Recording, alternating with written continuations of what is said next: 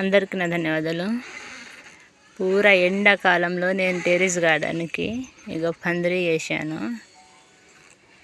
3 రోజులైంది ఈ పందిరి వేయడానికి. నా టెర్రస్ గార్డెన్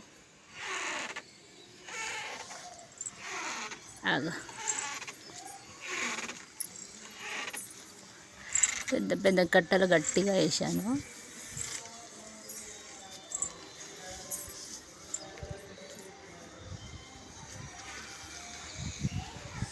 అసలు చేతులు నిలబడడానికి ఇంత ఎత్తుగా కట్టినప్పుడు చాలా నీరసంగా అయిపోయింది. 3 రోజుల వరకు వరుసగా చేసినాం నేను మా సార్ కలిసి.